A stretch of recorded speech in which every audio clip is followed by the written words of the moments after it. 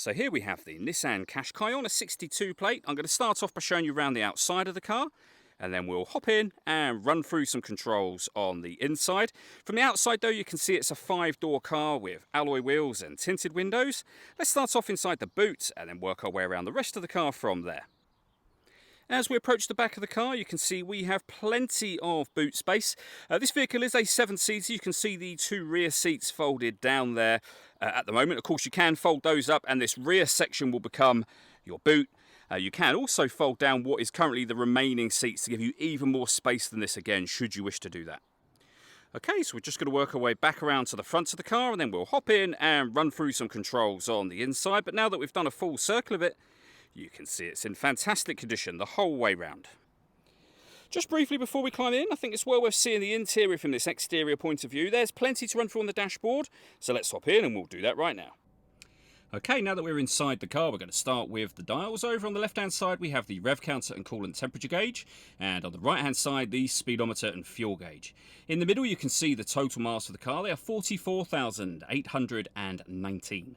You can change the information that's displayed above that by using buttons on the steering wheel for various bits of car and trip computer information.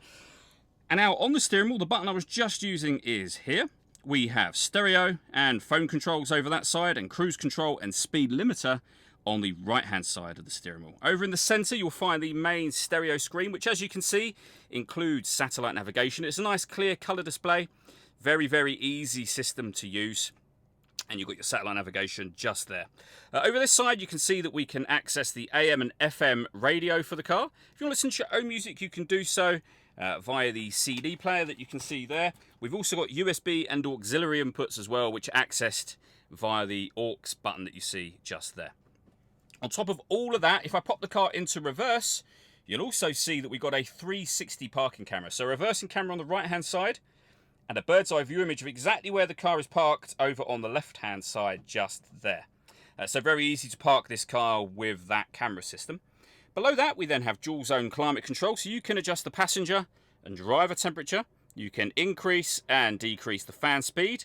You can determine what direction you'd like the air to be distributed in, and when you're happy with those settings, you can turn your air conditioning on.